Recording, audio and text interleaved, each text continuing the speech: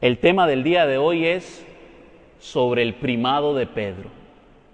¿Es realmente Pedro el primer papa de la iglesia? ¿Es realmente Pedro el vicario de Cristo? Y otra pregunta más importante todavía, ¿son los papas sucesores del apóstol Pedro? ¿Dónde dice en la Biblia que los apóstoles necesitaban tener sucesión apostólica?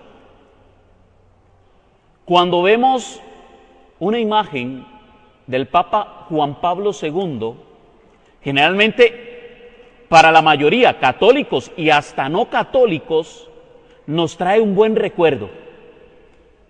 Yo conocía a muchos hermanos no católicos que lo tenían en mucha estima, pero resulta que cuando yo no era católico, había también otro personaje que le sucedió. Es decir, el Papa Benedicto XVI, conocido también como Joseph Ratzinger. Pero resulta que cuando Benedicto XVI salió por primera vez en las noticias, los medios de comunicación empezaron a decir el Papa nazi, el Papa de Hitler. Y mucha gente se lo creyó. Yo recuerdo que cuando yo vi la imagen de Benedicto XVI, yo lo que me pensé por dentro es, ya está, el anticristo ya se vino. Es que, lamentablemente, nosotros nos dejamos llevar por apariencias. Y resulta que usted le veía la cara a Benedicto XVI y la comparaba con Juan Pablo II, que hasta las mujeres se derretían por Juan Pablo II. Pero usted veía a Joseph Ratzinger, esas ojeras, esas orejillas ahí medias, ¿verdad?, puntiagudas, el pelillo ahí medio ralo, más viejo de lo que estábamos acostumbrados, porque si bien es cierto, Juan Pablo II llegó a la vejez con nosotros, lo conocimos muy joven. Estaba muy joven cuando fue electo y tenemos imágenes de él en todo su trayecto del papado. Pero con Benedicto XVI, solo su imagen ya daba una mala apariencia. Y como solo Dios es el único que juzga los corazones y no se deja llevar por apariencias, la mayoría de católicos hasta mal les cayó. Yo soy católico, pero me cae mal el Papa, me decían. Cuando yo empecé a leer aquel libro con la biografía de Benedicto XVI, qué cosa más maravillosa, la diferencia de los medios de comunicación que vienen a mentirle a uno y a hablar pestes de un hombre tan santo como Joseph Ratzinger, Benedicto XVI. Recuerdo que de las primeras páginas en su juventud, primero que nada, fue obligado a entrar al ejército nazi, con escasos 14, 15 años, porque en las juventudes hitlerianas era obligatorio. Si usted era alemán, tenía que entrar, no era una opción. A él lo obligaron a ir un año en entrenamiento. Después de ese año de entrenamiento, él lo mandan a un campo en donde ni siquiera había guerra, y a pesar de que no había confrontación, él tomó una decisión: desertar del ejército, salirse del ejército nazi. La pena por salirse del ejército era la horca. Sin embargo, 2 soldados lo detuvieron y le dijeron: ¿para dónde va? Y él dijo: yo no voy a continuar con esta guerra que yo no comparto ni creo. Los 2 soldados tenían la orden entonces de matarlo en el momento, y ellos llegaron y le hicieron: pase adelante, que Dios lo acompañe, nosotros tampoco creemos en esta locura. Habían muchos alemanes que no compartían el pensamiento nazi, lo hacían por obligación porque si no los mataban. Pocos hombres eran tan valientes como Joseph Ratzinger como para renunciar al ejército arriesgando su vida. ¿Lo dijeron eso los medios de comunicación? No, ¿verdad? Solamente salían esas imágenes espantosas, como que el Papa había sido un asesino de judíos, cosa que no hay nada más lejos de la realidad. Su padre, el padre de Joseph Ratzinger, le enseñó los valores católicos que estaban totalmente en contra del pensamiento de Hitler. Estando en su casa, fue arrestado y estuvo como prisionero de guerra 6 meses. ¿Dijeron eso los medios de comunicación? No, porque no les conviene. Lo que les conviene es el escándalo. Nunca hacer ver bien a un papa con una trayectoria espectacular. Hoy día, pues, tenemos la gran virtud de que el Papa Benedicto XVI, hoy emérito, se dedica a la oración por cada uno de nosotros. Mientras otros quieren conservar el poder, él ha preferido dimitir, o como lo decimos normalmente, renunciar, porque ya no tenía la capacidad física, y entregarle el primado a un sucesor que pudiese hacer una mejor labor que él. Y vaya que el Papa Francisco ha hecho una labor excepcional en tan poco tiempo. ¿Por qué? Porque nos dejamos llevar por las apariencias. Oiga, todo el mundo le ha dicho que sí al Papa Francisco porque es que tiene una cara bonita, tiene una sonrisa bonita. Yo recuerdo que yo trabajaba recién siendo electo el Papa Francisco. Jorge Bergoglio tenía una compañera, la miscelánea, y ella decía que no quería para nada a los papas, para nada. Cuando fue escogido el Papa Francisco, ¡ay, qué bonito! Vea qué cara de bueno tiene, vea, así sí cree uno en la iglesia. ¿Qué clase de fe es esa? Ella era una mujer que me decía, yo me rezo el rosario todos los días, y así hay mucho católico. Creo en la iglesia, entre comillas, en lo que me conviene de la iglesia, pero no creo en el Papa, o no creo en la Virgen, o no creo en los milagros. Mucho cuidado, porque esas expresiones nos sacan de la comunión de la Iglesia Católica. Vea, aunque usted no lo crea, si usted lee el Catecismo de la Iglesia Católica, nos habla de algo muy bello sobre Benedicto XVI. Juan Pablo II, de feliz memoria, estando vivo, escogió nada más y nada menos que a Joseph Ratzinger como el prefecto, no perfecto, prefecto para la congregación de la doctrina de la fe. Y oiga lo que dice él en el catecismo, dice, escogí a una comunión de 12 obispos, presidida por Joseph Ratzinger. Casi que Juan Pablo II estaba diciendo, ya saben quién debe ser mi sucesor. Casi que lo estaba señalando. Y ahí vemos cómo la confianza que le tenía Juan Pablo II a Benedicto XVI. De hecho, ellos eran muy íntimos amigos, se conocieron en el Concilio Vaticano II, se compartieron documentos escritos de ellos y se dieron cuenta que tenían muchísimo en común. ¡Qué maravilloso! Ahora bien, no crean que tampoco el Papa Francisco se queda exento de esas casualidades. Resulta que cuando fue escogido Benedicto XVI, el segundo en tener más votos había sido Jorge Bergoglio. Ya Benedicto XVI sabía que se iba a echar un buen sucesor. Amén. Pero resulta que fuera de la Iglesia Católica se nos dice que Cristo no tiene ningún vicario en la tierra, o que todos somos representantes de Cristo, que no hay autoridades, que no hay una jerarquía en la iglesia. Se nos da a entender hasta en algún momento que las mismas palabras que se le ha dado a Pedro se pueden aplicar a cualquier cristiano. Vamos a ver entonces en qué creyeron los primeros cristianos. Porque si eso es así, entonces quiere decir que los primeros cristianos creían que todos tenían la misma autoridad.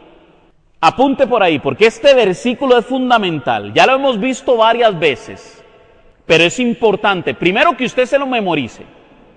Mateo, capítulo 16, versículos 17, 18 y 19. ¿Vio qué fácil de aprender?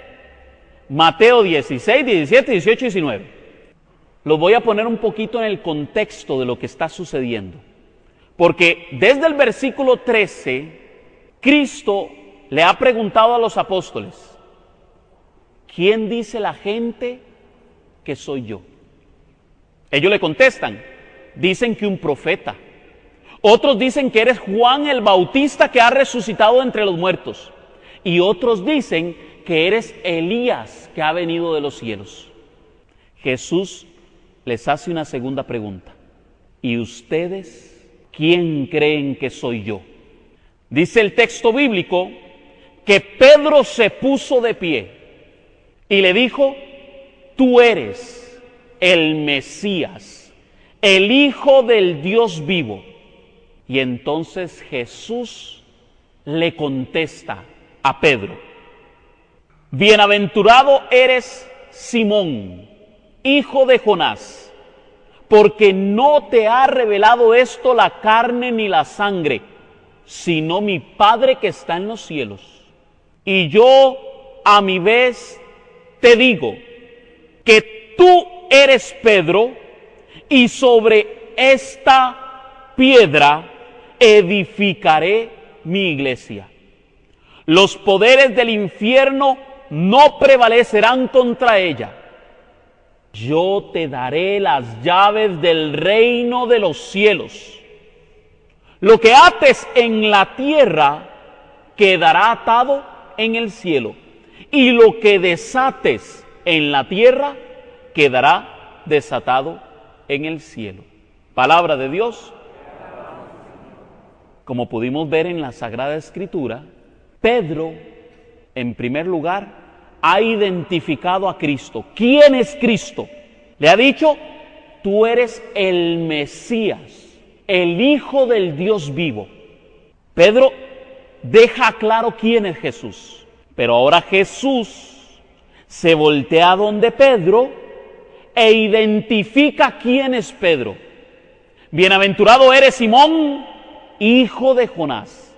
Recuerden que en la época de Cristo, decir tú eres Simón, hijo de Jonás, era como decir tú eres Eddie Villalobos.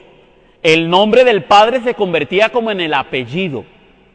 Noten lo siguiente, le dice: tú eres Simón. ¿Cómo se llamaba Pedro? Se llamaba Simón. O el nombre Simón significa caña. Y de hecho es un tipo de caña muy delgada, una caña quebradiza, algo débil. Pero entonces Jesús le dice: y yo a mi vez te digo. Jesús está identificando a Pedro. Y yo a mi vez te digo que tú eres Pedro. Pedro le había dicho: tú eres el Mesías, el Hijo del Dios vivo. Ahora Jesús le dice: tú eres Pedro. Ahora bien, la palabra Pedro significa piedra. Muy bien. Pedro significa piedra. Pero resulta que Cristo dice: sobre esta piedra edificaré mi iglesia. Algunos hermanos no católicos interpretan esto de la siguiente manera: tú eres Pedro, y sobre esta piedra edificaré mi iglesia, apuntándose Jesús como diciendo: yo soy la piedra. Así lo interpretan.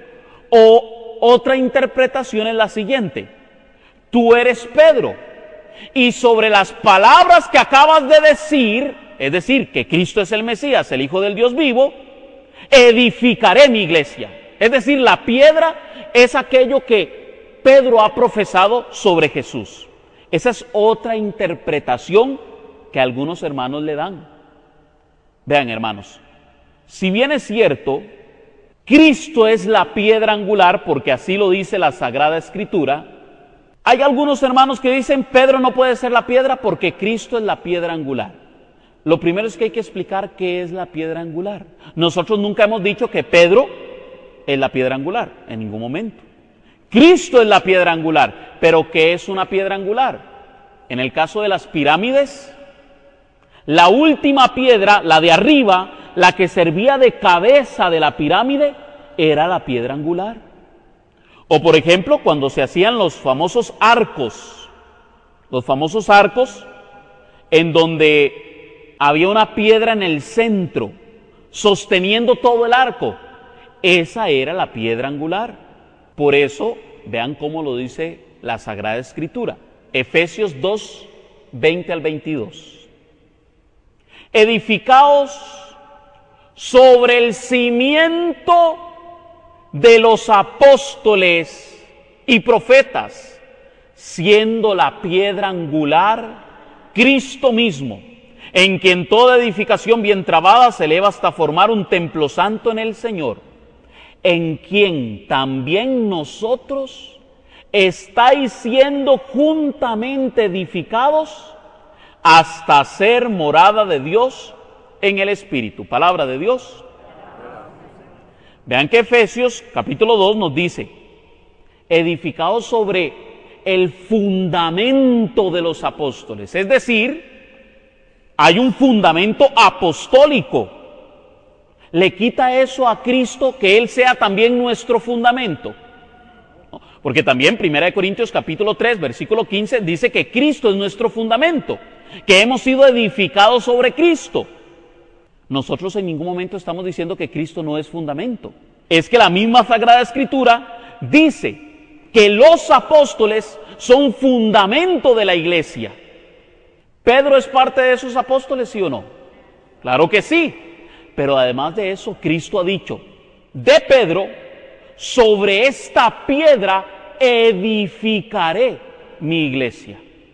Ahora vamos a ver entonces cuál es el significado del nombre de Pedro.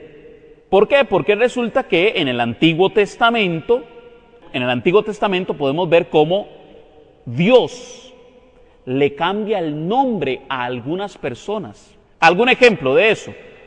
Abraham, Sara, ¿quién más? Israel, Jacob, Israel. Muy bien. Ok, resulta que Dios le cambia el nombre a Abraham, que significa padre, a Abraham, que significa padre de muchedumbres. ¿Por qué le cambió Dios el nombre a Abraham? Porque su nombre iba a significar la misión que se le iba a encomendar, es decir, el padre en la fe. Iba a ser ejemplo. También se lo cambia a Sara, la esposa de Abraham, por Sarai, que significa princesa. En el caso de Israel, a Jacob, es decir, el que prevalece con Dios. Entonces vemos cómo el nombre tiene un significado más profundo. Dios no llega y le cambia el nombre a alguien solo porque se le ocurrió. Eddie, de ahora en adelante te llamarás Luis, solo porque se le ocurrió. No, porque debe haber alguna misión importante detrás de ese cambio de nombre. De los apóstoles, solamente a Pedro le cambia el nombre. Sí le tenía algunos sobrenombres a otros discípulos. Por ejemplo, a los famosos hijos de Zebedeo, Juan y Santiago, les decía los Boanerges, los hijos del trueno, porque eran muy feroces, eran coléricos, así lo dice la Sagrada Escritura. Pero no dice la Escritura que les haya cambiado el nombre. Pero la Escritura sí nos dice que a Pedro se le cambia el nombre. Eso lo podemos ver en Juan capítulo 1, versículo 40 al 42. Dice lo siguiente: Andrés, el hermano de Simón Pedro, era uno de los dos que habían oído a Juan y habían seguido a Jesús. Este se encuentra primeramente con su hermano Simón y le dice: hemos encontrado al Mesías, que quiere decir Cristo. Y le llevó donde Jesús. Jesús, fijando su mirada en él, le dijo: tú eres Simón, el hijo de Jonás. Tú te llamarás Kefas, que quiere decir piedra. Palabra de Dios. Si usted no tiene una versión católica, posiblemente diga que quiere decir Pedro. Hay algunas versiones católicas que también ponen: te llamarás Kefas, y le ponen que quiere decir Pedro. Si lo ven ahí en sus Biblias. Si es una versión Reina Valera y tiene comentarios a pie de página, usted va a encontrar que dice Kefa significa piedra. Punto. O Pedro significa piedra. Es decir, el nombre que Cristo le da a Pedro realmente no es Pedro, es Kefas. Recuerden que Cristo está hablando en hebreo, o más bien en arameo, ¿verdad? Que es el anterior al hebreo. Y cuando es traducido al griego, los escritores sagrados le ponen Pedro para dar a entender en griego qué es lo que significa realmente la palabra Kefas. La palabra Kefa significa masa rocosa, es decir, es una piedra gigantesca. Era una piedra en la que normalmente aquellos que querían construir una casa firme la construían sobre una kefa, es decir, sobre una peña, un lugar enormemente grande, una piedra firme. A eso se está refiriendo Jesús. Pedro es realmente Kefas. Vamos a verlo entonces desde el griego y también desde el hebreo. En griego, Mateo 16:18 dice algo así: Suei Petro, kai epitaute te Petra. Es decir, tú eres Petro y sobre esta piedra edificaré mi iglesia. Eso es lo que dice Mateo 16:18 en griego. Entonces algunos hermanos le van a decir a usted, es que la palabra Petro es diferente a Petra. ¿Ve? Esta termina con O y esta termina con A. Básicamente, esto que agarran del griego es un juego de palabras para confundir a los católicos. Porque realmente, si usted se va al griego antiguo, la palabra Petro no significa nada. La palabra Petro es el masculino de Petra, que sí significaba piedra. Pero algunos hermanos han llegado a decir que Petro significa piedra pequeñita y Petra significa piedra grande. Entonces, lo que ellos dicen es, Jesús está diciendo que Pedro es una piedra chiquita comparada con él, con Jesús, que es una piedra muy grande. Bueno, permítanme corregirles en el griego. Modestia aparte, yo me he dado la tarea de estudiar griego. Y cuando uno se pone a investigar las palabras que se utilizan para decir piedra pequeña o piedra grande, realmente sí, Petra significa piedra grande. Pero para decir piedra pequeña no se utiliza la palabra Petro. Se utiliza la palabra litoi en griego. Litoi sí se refiere a piedras pequeñas. Por ejemplo, en la escritura, cuando se refiere a aquella mujer que iban a lapidar, se utiliza la palabra litoi, ¿verdad? Son unos gajarros de piedra que se utilizaban para lapidar a una persona. O por ejemplo, cuando la escritura dice que nosotros también somos piedras vivas, se utiliza la palabra litoi, es decir, somos piedras vivas en la edificación del edificio de Cristo, en el templo del Espíritu Santo que somos cada uno de nosotros. Vean que Efesios capítulo 2:20 está hablando de una construcción. La iglesia es de cimiento apostólico, pero dice también que Cristo es la piedra angular, pero que cada uno de nosotros somos piedras que estamos formando este edificio espiritual. Pero hay una piedra sobre la que se está edificando este cimiento apostólico. Y Cristo está diciendo que es Pedro. Mucha atención. ¿Estamos quitando la autoridad a Jesús? No. Cristo es la piedra angular, la piedra principal. Eso es lo que significa piedra angular. Curiosamente, la palabra en griego para referirse a piedra angular es kephale. Qué extraño, en griego, cuando realmente la palabra que Cristo está utilizando es en hebreo. Pero en este momento, Cristo no le dijo realmente tú eres Petro y sobre esta Petra edificaré mi iglesia. Hay un dato muy importante, apúntelo por ahí. El único evangelio que se tiene registro arqueológico que haya sido escrito en hebreo y en griego es el Evangelio según San Mateo. Yo he visto las filminas en internet, usted puede conseguir las filminas de Mateo hebreo. De hecho, hay una versión de la Biblia, del Evangelio de Mateo, que es una traducción directa del hebreo, según su texto, ¿verdad? Y en hebreo, lo que usted va a encontrar es algo así, más o menos.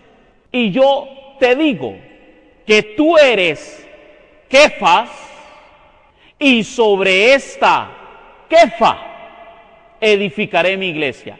tú eres roca y sobre esta roca edificaré mi iglesia. Así aparece en Mateo hebreo.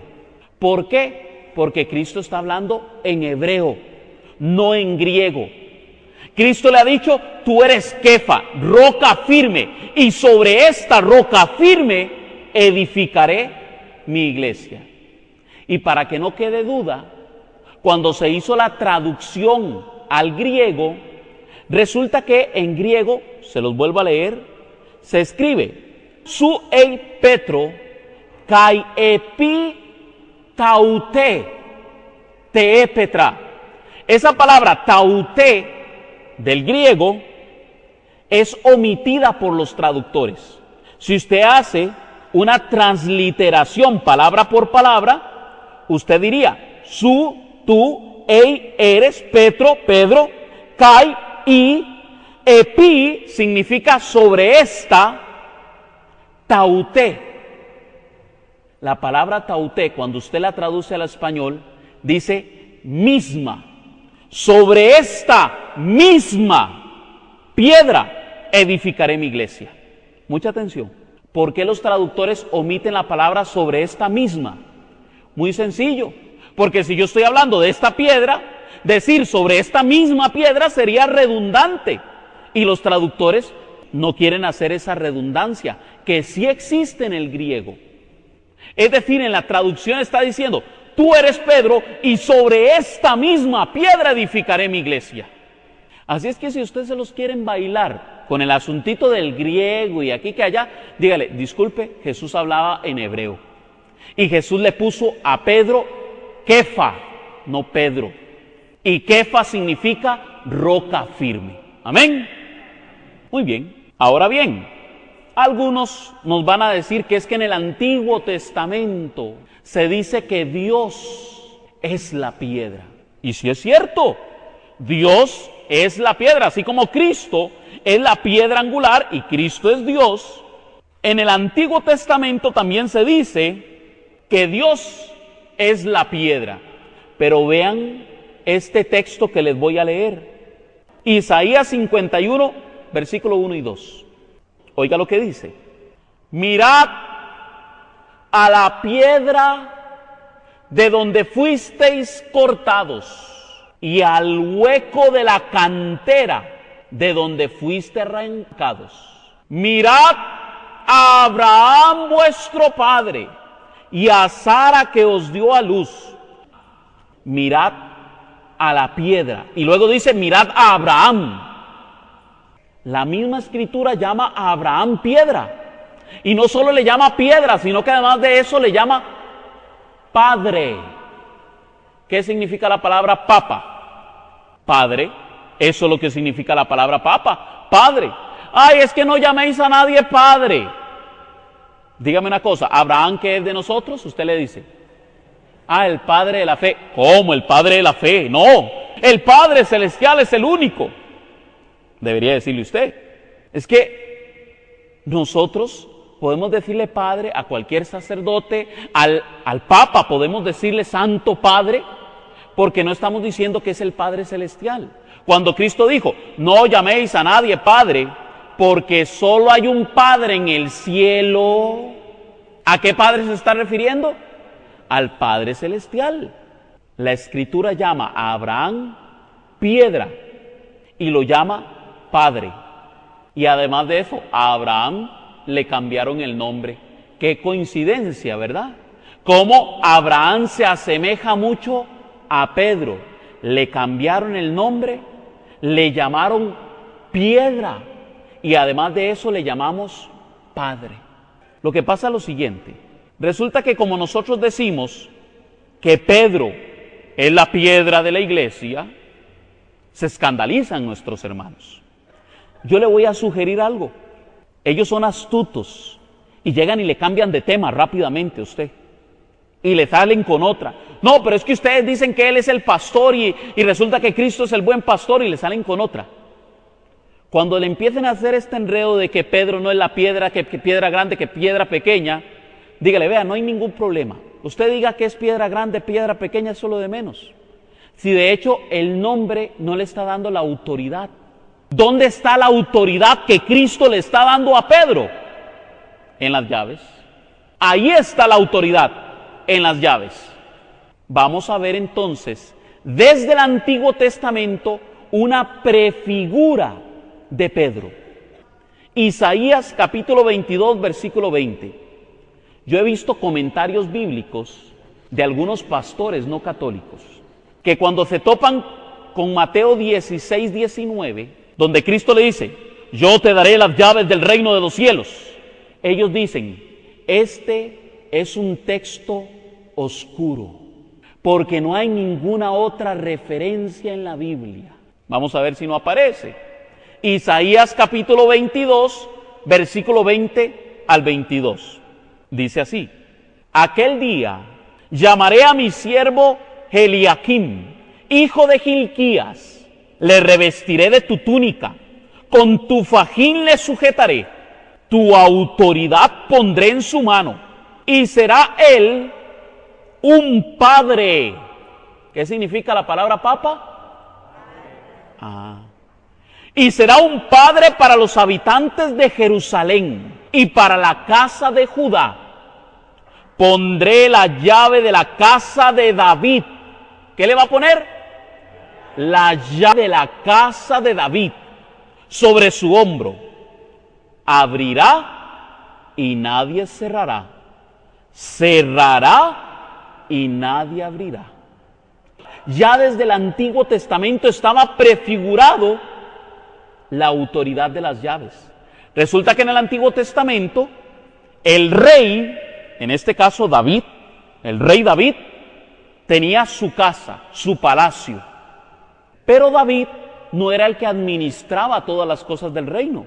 De hecho, los reyes siempre han tenido un segundo al mando, una mano derecha, que es la que se encarga de administrar la casa del rey, de administrar los asuntos del rey. Un ejemplo muy claro es Inglaterra. En Inglaterra todavía existen reyes y reinas. Pero ¿quién es el presidente del país? El primer ministro. Él es el que realmente gobierna el país. Cuando Cristo le dice a Pedro, yo te daré las llaves del reino de los cielos, está hablando del mismo reino de David. Nótese que se menciona en este texto la casa de Judá. Cristo era descendiente de la casa de Judá, igual que el rey David. Y por eso se hace mención. Cristo está dando autoridad, es decir, está nombrando a Pedro su mayordomo, su amo de llaves, aquel que administra la casa de Jesús, en este caso, la casa de Dios, que es la iglesia. ¿Estamos diciendo que Él es superior al rey? No, Cristo es el Rey de reyes y Señor de señores, amén. Pero ese rey no se encarga de administrar su casa. Para eso delega la autoridad a un primer ministro. Porque los reyes tenían a varios ministros, pero siempre había uno que era el que manejaba las llaves. Imagínense, les voy a poner este ejemplo, vamos a ver si se entiende. Manuel, vamos a ver si me entienden. Manuel, vea, aquí tengo yo las llaves de mi carro. Tome, yo le doy a usted las llaves del carro.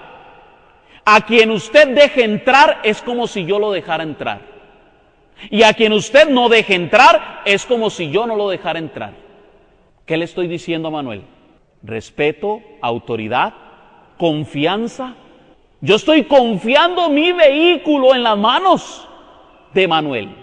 Claro, en el caso de Pedro, Jesús ya sabía por qué se las confiaba.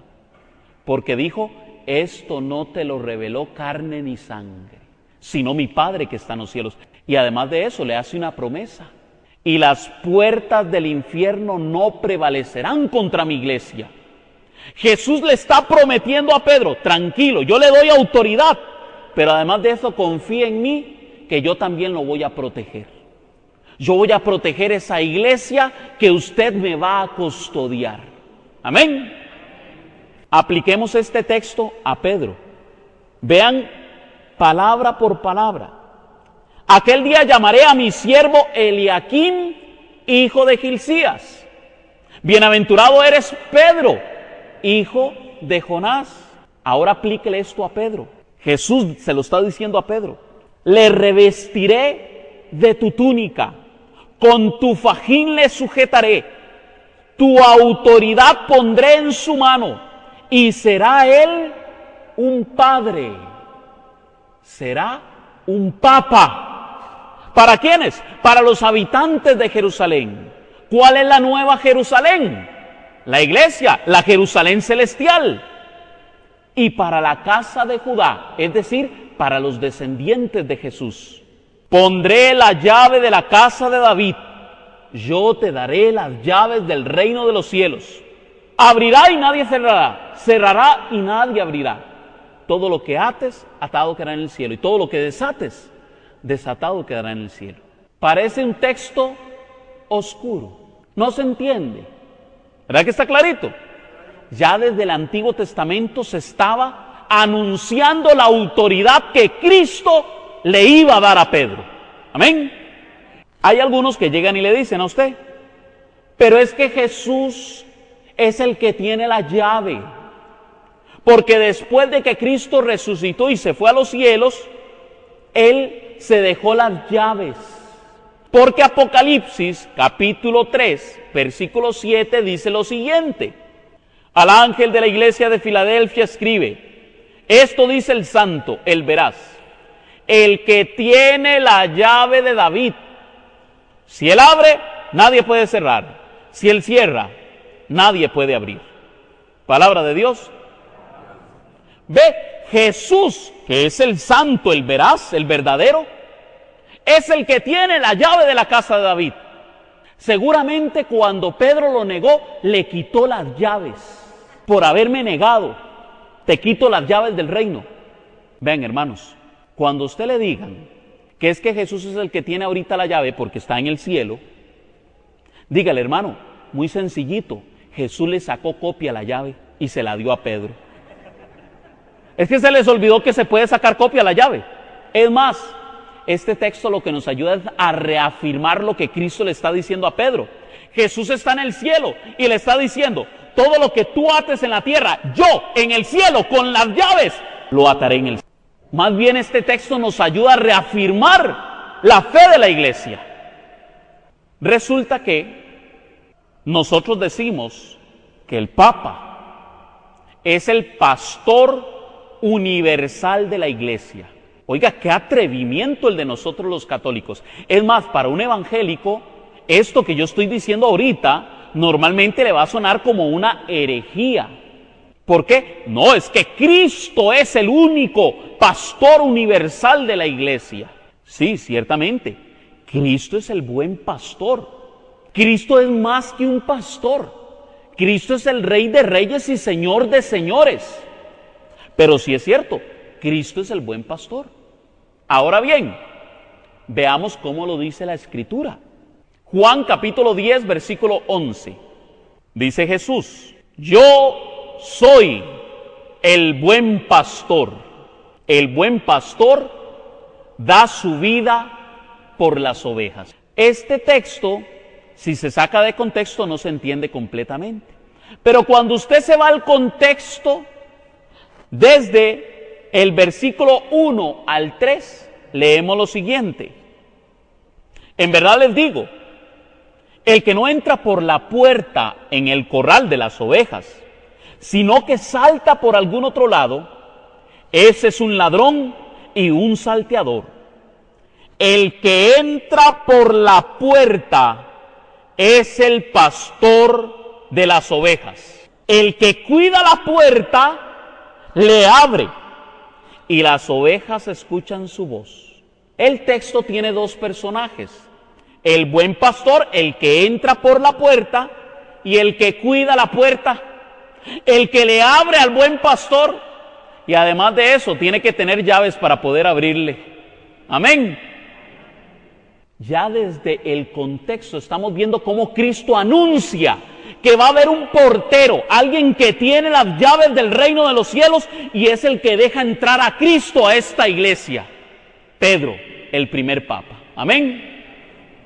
Pero para que no quede duda, Vamos a ir a otro texto. Acabamos de leer Juan capítulo 10. Ahora vamos a leer Juan capítulo 21, versículo 15 al 17.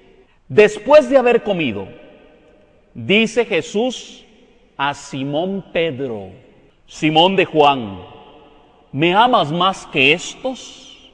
Le dice él: sí, Señor, tú sabes que te quiero. Le dice Jesús: pastorea mis corderos.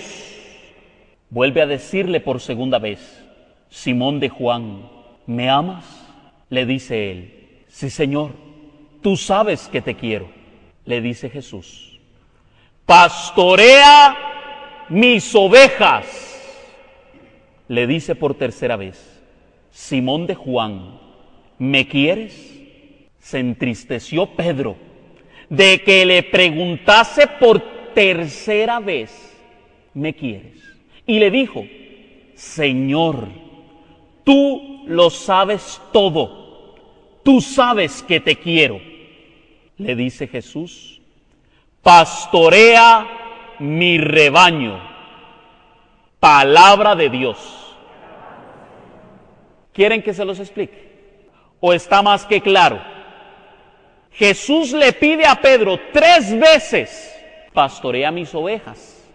Las mismas 3 que lo negó. Porque esto que estamos leyendo es después de la resurrección.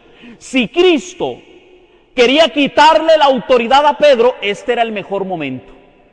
Porque Pedro lo había negado 3 veces. Cristo pudo haberle dicho a Pedro: devuélveme las llaves, el llavero. Venga, usted me negó. Pero no. Cristo sabía que nosotros podíamos fallar como seres humanos, pero sabía que esa autoridad que le había dado a Pedro, cuando se tratara de dar revelaciones de Dios, iba a ser infalible, porque esto no te lo revela carne ni sangre, sino mi Padre que está en los cielos. Cristo le dice: pastorea mis corderos y pastorea mis ovejas. Noten lo siguiente: hay una diferencia entre corderos y ovejas. ¿Quiénes son las ovejas? Nosotros, claro.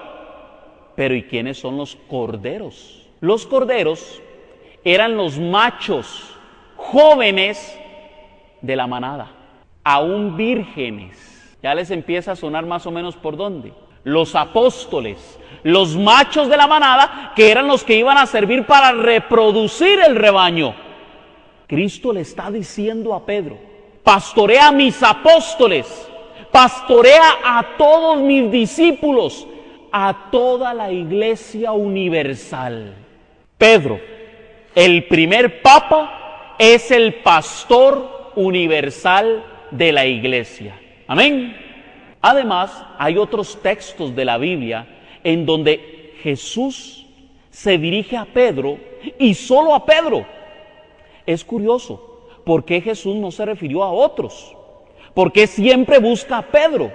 Vean lo que sucede en Lucas, capítulo 22, versículo 31 al 32. Dice lo siguiente: Simón, Simón, Jesús le está hablando a Pedro. Oiga lo que le dice: Simón, Simón, mira que Satanás ha solicitado poder para probarlos, en plural, para probarlos como al trigo, pero yo he rogado por ti, para que tu fe no desfallezca, y tú, cuando hayas vuelto, confirma a tus hermanos. Palabra de Dios. Vean qué curioso. Jesús dice que Satanás ha pedido permiso, ha pedido autoridad, poder, para probarlos, es decir, a todos los apóstoles, a sus discípulos, como lo hizo en el Antiguo Testamento con Job, como lo hizo con Job. Pero vean lo que dice Jesús: yo he rogado por ti, singular. Yo he rogado por ti para que tu fe no desfallezca, y cuando hayas vuelto, confirma a tus hermanos. La labor de confirmar la fe de la iglesia le pertenece a Pedro, el primer papa. Amén. Otro texto que me gusta mucho. Vean lo que sucede en Mateo 26:40. Volvió donde sus discípulos, los halló dormidos y dijo a Pedro: ¿de modo que no pudieron permanecer despiertos ni una hora conmigo? Palabra de Dios. Vean qué curioso, encuentra a los apóstoles dormidos, pero le dice a Pedro: si usted tuviera una empresa y contrata a un gerente, y además de eso tiene otros administradores que están a cargo del gerente, y resulta que los negocios empiezan a andar mal, ¿a quién le pide usted cuentas como dueño de la empresa? ¿A los administradores o al gerente? Eso es lo que está haciendo Jesús aquí. Se dirige a Pedro pidiéndole cuentas. Usted es responsable por sus hermanos. Vean la responsabilidad que Jesús le ha encargado a Pedro. Le ha dado una autoridad, un poder para que gobierne a su iglesia. Claro, Pedro en este momento todavía está aprendiendo, pero una vez que Pedro ha sido probado en la fe y luego llega a confirmar a sus hermanos diciéndoles: Cristo ha resucitado, los apóstoles empiezan a reconocer en Pedro la autoridad. Ya desde el Nuevo Testamento podemos ver cómo los apóstoles, cada vez que mencionan a Pedro, lo ponen en sus listas en primer lugar. Noten todas las listas: Marcos 3:16, Mateo 10:2, Lucas 6:14. Oiga lo que dice Marcos 3:16. Instituyó a los 12 y puso a Simón el nombre de Pedro. Vean cómo los apóstoles, en este caso, Marcos reconoce que Pedro es el primero, que Pedro fue al que Cristo le cambió el nombre, y luego continúa con la lista de los apóstoles. Luego está Mateo capítulo 10, versículo 2. Dice lo siguiente: los nombres de los 12 apóstoles son estos. Primero, Simón, llamado Pedro. Vea cómo Mateo también reconoce que el primero de los apóstoles es Pedro. Lo mismo hace Lucas capítulo 6, versículo 14. A Simón, a quien llamó Pedro, y a su hermano Andrés. Vean qué curioso, porque si Cristo lo que quería era poner en orden, según había conocido a los apóstoles, Jesús conoció primero al hermano de Pedro, a Andrés. Si se tratara de un orden según el encuentro con Cristo, el primero que debería estar en la lista debería ser Andrés. ¿Por qué los apóstoles, siempre que mencionan a Pedro, lo ponen de primero? Lo mismo está en Lucas capítulo 1, versículo 15. Hay otra lista de los apóstoles en donde el primero mencionado siempre es Pedro. Es más, se lo voy a poner así: después del nombre de Jesús, que es mencionado un montón de veces en el Nuevo Testamento, el segundo nombre más mencionado en la Sagrada Escritura es el nombre de Pedro. 265 veces en total. Los únicos que le siguen son Juan y Santiago, que son mencionados entre los dos 163 veces. Y luego sigue Pablo. Vean cómo la misma Sagrada Escritura hace mención de Pedro una y otra vez, porque los apóstoles reconocían la autoridad que tenía Pedro en medio de ellos. Ya en el Antiguo Testamento se profetizaba la venida de un sacerdote que estaría en sintonía con Cristo, con el Mesías. Eso lo podemos leer en Zacarías, capítulo 6, versículos 12 y 13. Zacarías 6, 12, 13. Oiga lo que dice: le hablarás así de parte de Yahvé de los ejércitos. Viene un hombre cuyo nombre es Brote, y sepan que algo brotará de él. Mucha atención. Viene un hombre cuyo nombre es Brote, y sepan que algo brotará de él. ¿Quién es el brote de Jesé? Cristo Jesús. Es el brote de Jesé según el Antiguo Testamento, pero sigamos leyendo para que vean lo que dice. Él edificará el templo de Yahvé, y sobre esta piedra edificaré mi iglesia. Oigan la palabra, edificaré. Y recibirá el poder. Mateo 28:19. Se me ha dado todo poder. Y oiga lo que dice. Se sentará en un trono para gobernar. Apocalipsis capítulo 1. Y se sentó en un trono para gobernar. Y continúa diciendo. Y también un sacerdote se sentará en un trono, con armonía perfecta entre ambos. Palabra de Dios. Oiga, el brote de Jesé, que es Cristo Jesús, aquel que edificará la casa de Yahvé, el templo santo del Espíritu Santo, está sentado en el trono de los cielos, gobernando como Rey de reyes y Señor de señores. Pero hay un sacerdote que está sentado también en esta tierra, en un trono, que está en total sintonía con aquel Mesías que está en el cielo. A eso la Iglesia le ha llamado la infalibilidad papal. Mucha atención, ¿qué es la infalibilidad papal?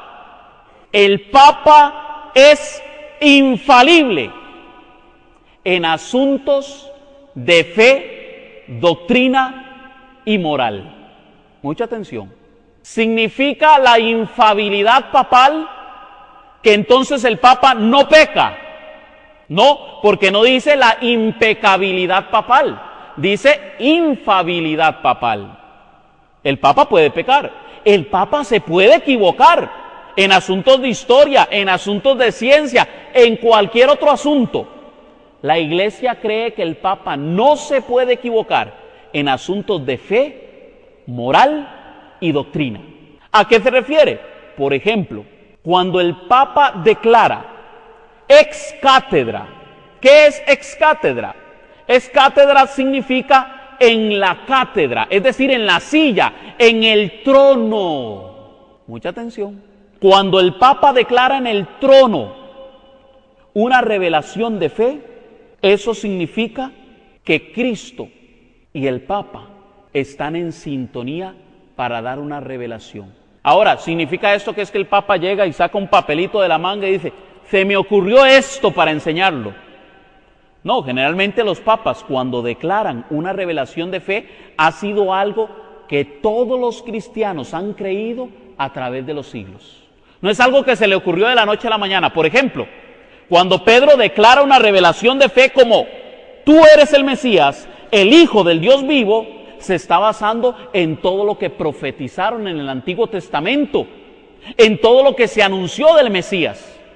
Y por eso, a través de toda esa revelación que se le había dado en aquel momento al pueblo antiguo de Dios, Pedro revela y declara, no por carne ni sangre, sino por el Padre que le ha iluminado, digámoslo así, para entender que Cristo es el Mesías, el Hijo del Dios vivo. Cuando la Iglesia declara algo así, eso es lo que está representando. Está uniéndose a toda la Iglesia con Cristo que ilumina al Papa para una revelación. Ahora bien, eso no está solamente basado en lo que cree la Iglesia. También en el Antiguo Testamento, Mateo capítulo 23, versículo 2, hace mención de los fariseos. Cuando los fariseos enseñaban, se dice que ellos enseñaban porque estaban en la cátedra de Moisés.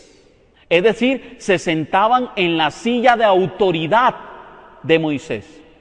Y hoy en día hay más de uno que sale criticando al Papa porque está sentado en una silla de oro.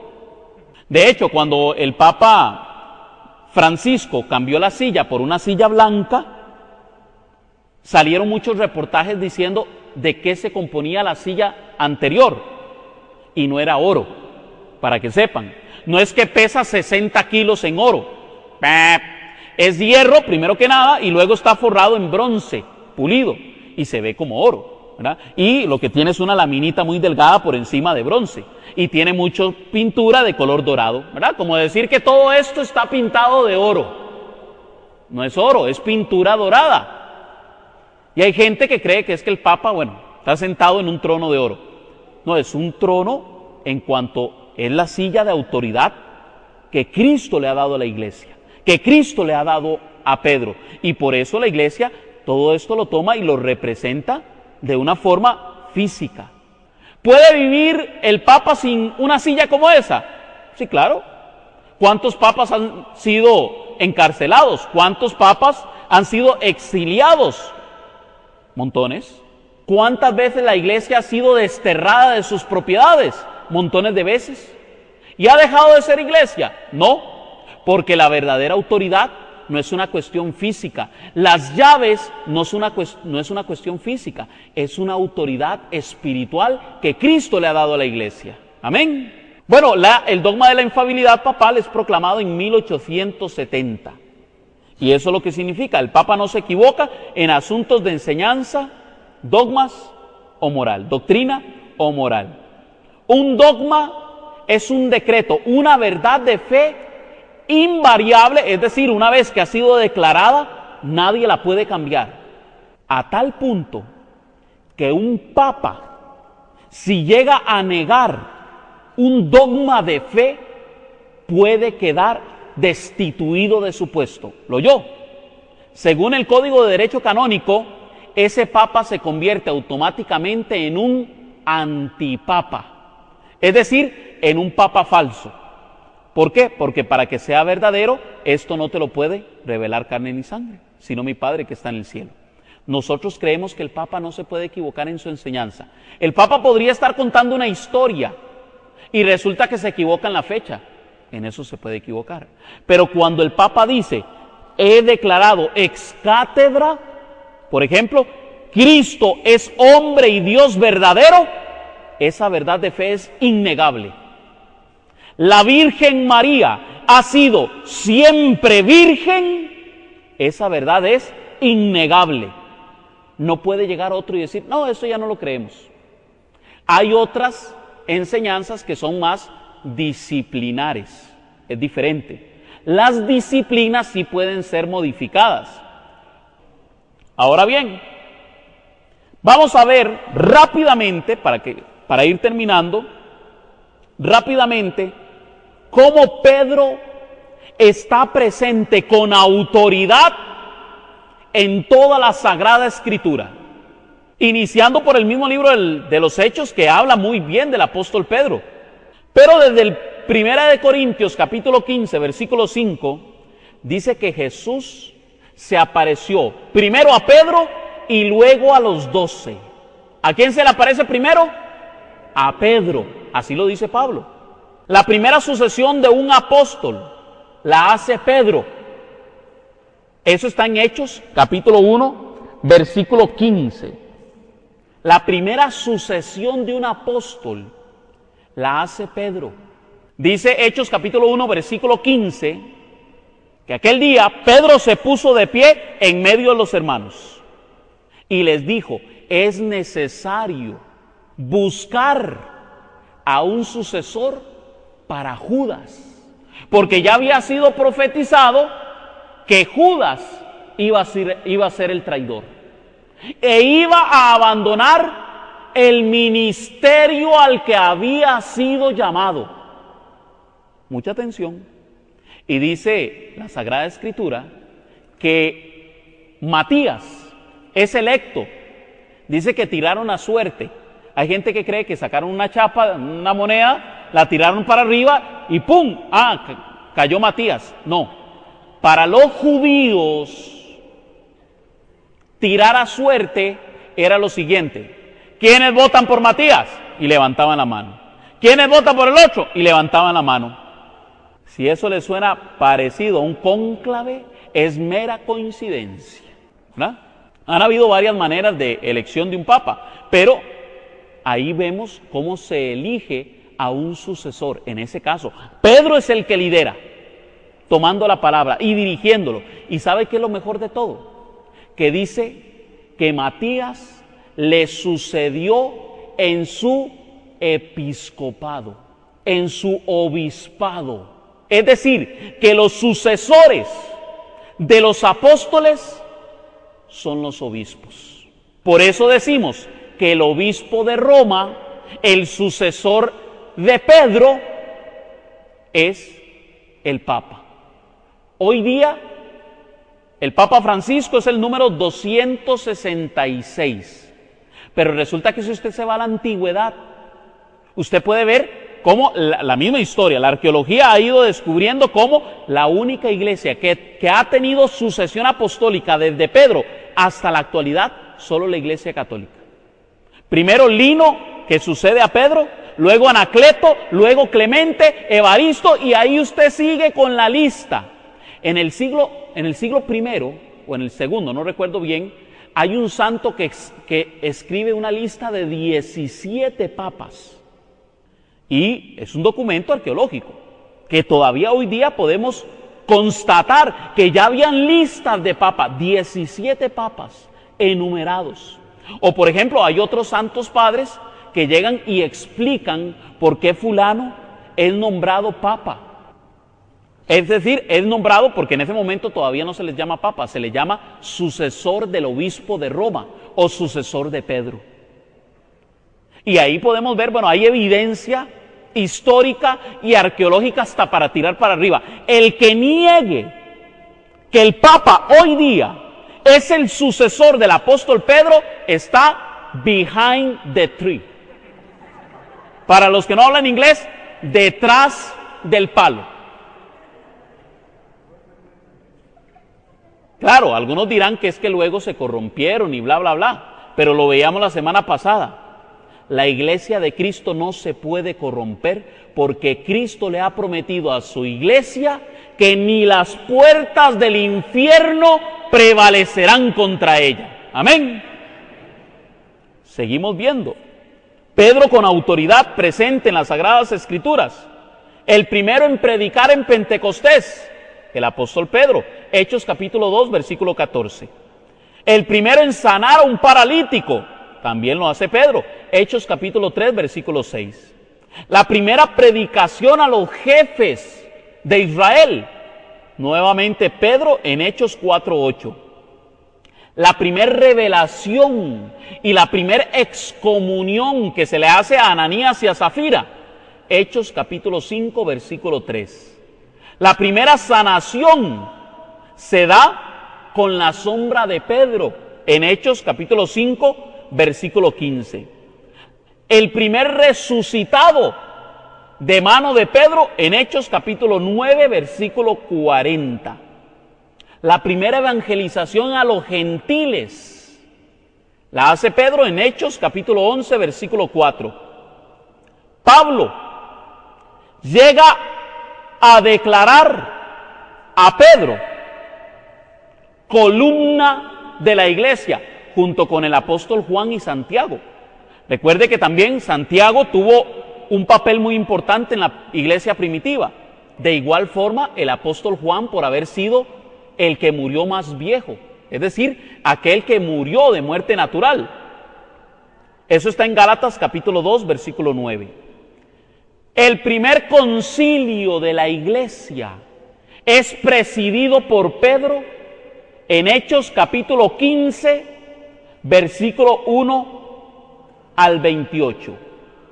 Voy a irles contando qué pasó en ese primer concilio. Aunque usted no lo crea, en la Biblia aparece el primer concilio de la Iglesia Católica.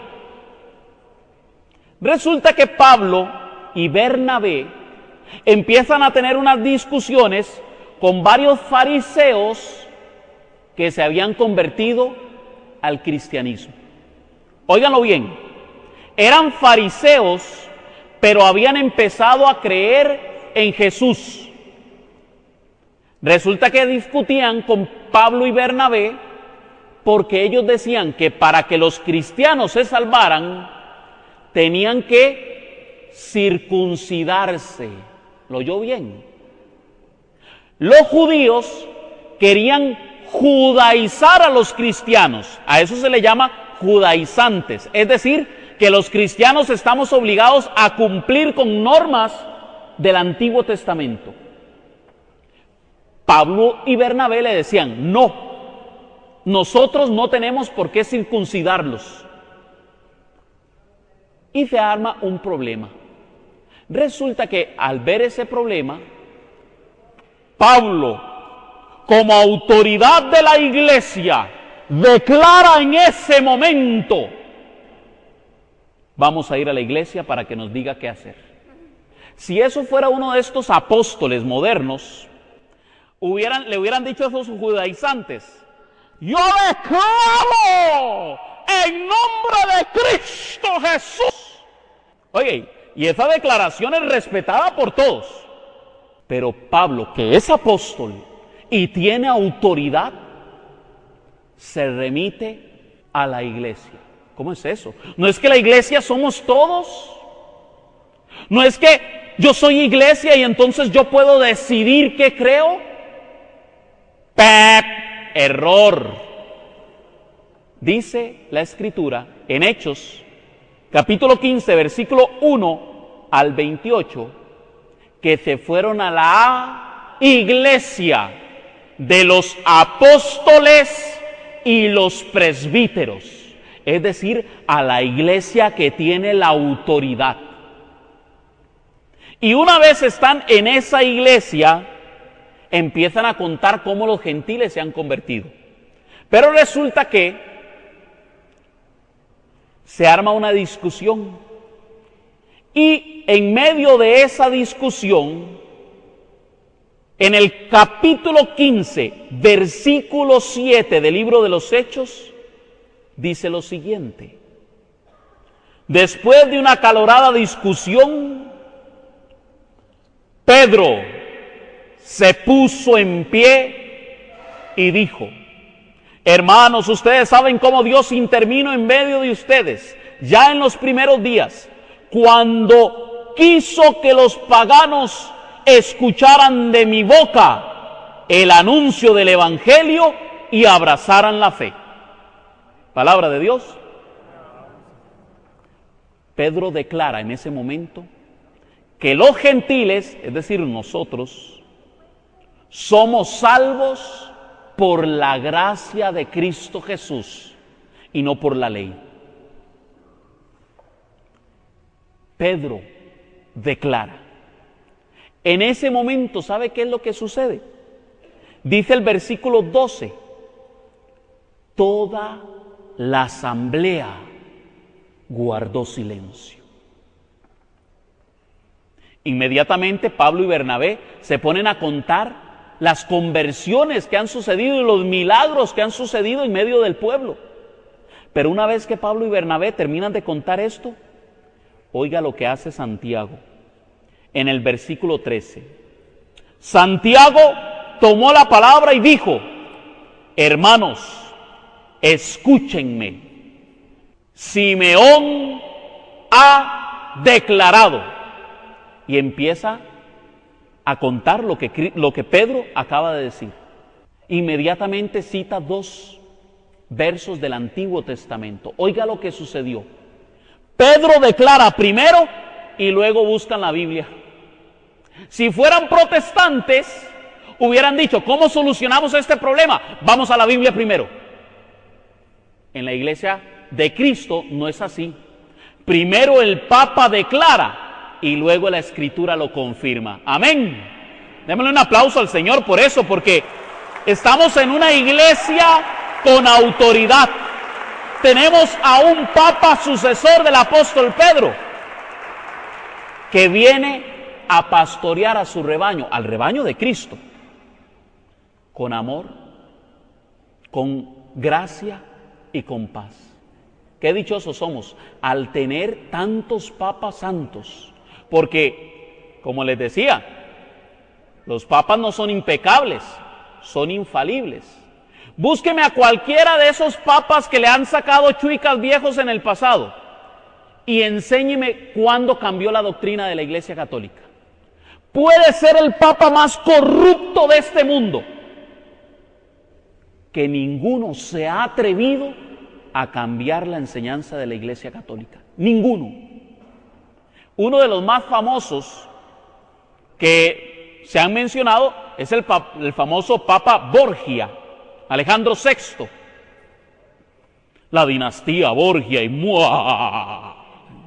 Todo el mundo, y hasta han sacado una serie ahí sobre los Borgia. ¿Me llama la atención esa serie? Búsqueme en esa serie cuando Alejandro VI cambió la doctrina de la Iglesia. Búsquemelo. Es más, yo podría decir que Alejandro VI hasta tuvo un proceso de conversión a pesar de sus errores. Cuando usted ve la serie que sacó History Channel y no sé cuál era el otro, ¿verdad? Usted ve cómo ese papa empieza a darse cuenta de sus errores. Y le han sacado mitos y leyendas que al final ese mismo reportaje desmienten. Que es que el papa utilizaba a su hija como una prostituta vendiéndosela a los reyes y los emperadores. Y justamente en esa serie se demuestra que no es así, ¿no? La hija que tuviera malas costumbres, punto y aparte, ¿verdad? Y hiciera cosas que no precisamente las haya aprobado el papá, es otra cosa. Ahí es donde vemos que sabia la Iglesia cuando ha pedido el celibato a los sacerdotes.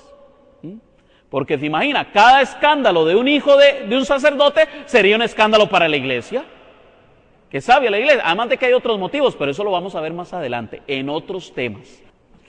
Esto está buenísimo.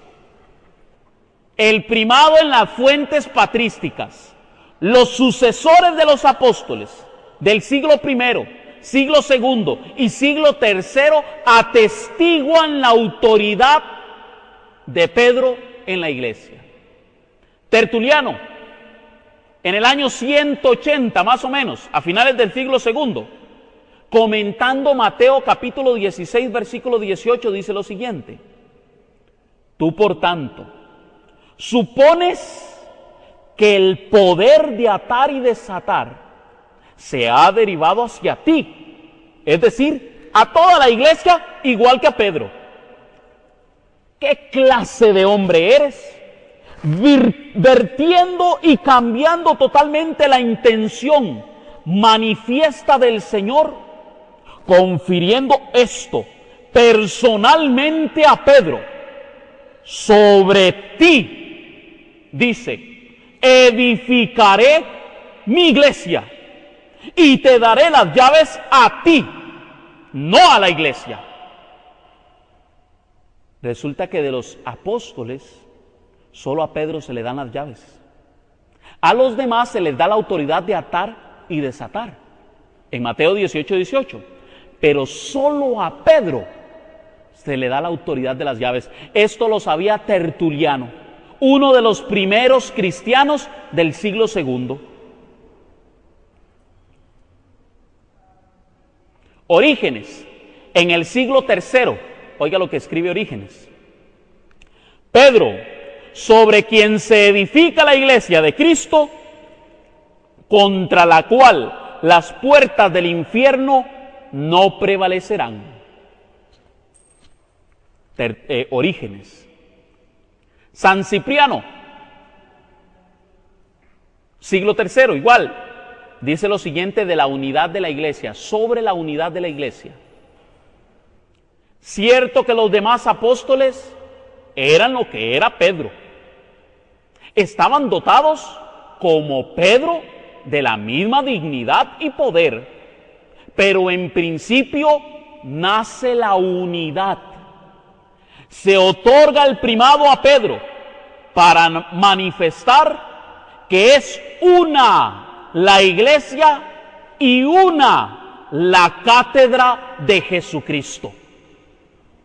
Oye, es que esto casi que yo por poquito le pongo ahí el final. Los primeros cristianos. De hecho, podemos leer, por ejemplo, la carta de Clemente a los Corintios. Clemente es el sucesor número 3 de Pedro. Corintio se estaba portando mal. De por sí que ya Pablo hablaba mal de los corintios porque eran bastante rebeldes. Ellos empiezan a expulsar a los presbíteros de Corintio. Los sacan de la iglesia, a los presbíteros. Y Clemente, que es el obispo de Roma, les envió una carta.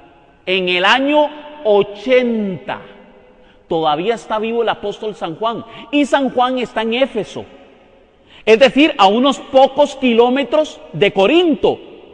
Y resulta que Clemente, que es el obispo de Roma, tiene que enviar una carta desde allá, que está en otro lugar totalmente, a kilómetros. Envía una carta reprendiendo a la comunidad de Corintios. Maravilloso. Usted lee esa carta y se nota la autoridad con la que está hablando el obispo de Roma. Lo mismo sucede con otros papas en la historia de la iglesia. Claro, aquí no nos podemos sentar a ver toda la historia, es increíble, es que es maravilloso cuando usted ya profundiza. Hay un libro que se los voy a recomendar, es de San Francisco de Sales y se llama Meditaciones sobre la Iglesia. Es una apología sobre todas las enseñanzas de la iglesia, pero en especial sobre el primado de Pedro. Una confrontación total con los padres de la iglesia. Todo lo que enseñaron los padres de la iglesia sobre la autoridad del obispo de Roma. Si Judas necesitó un sucesor, siendo él el traidor, ¿cómo no iba a necesitar un sucesor? Aquel a quien Cristo había escogido para darle la autoridad de las llaves del reino de los cielos. Claro, si en la época de Cristo no era tan necesario, porque estaba Cristo y los apóstoles que lo conocieron, hoy día es cuando más necesario se necesita esa misma autoridad aquí en la tierra. Amén. Concluyo con esto. Cuando algún hermano le diga a usted, yo no creo en el Papa, yo creo solo en Jesucristo, yo no creo en la iglesia, yo creo solo en Jesucristo, usted respóndale, yo también, yo solo creo en Jesucristo, que fundó la iglesia una, santa, católica y apostólica, y que puso a Pedro como el primer ministro de la Iglesia Universal. Amén. Bueno, démosle un aplauso al Señor, porque para Él es la gloria, para Él el poder, por los siglos de los siglos, por los siglos de los siglos.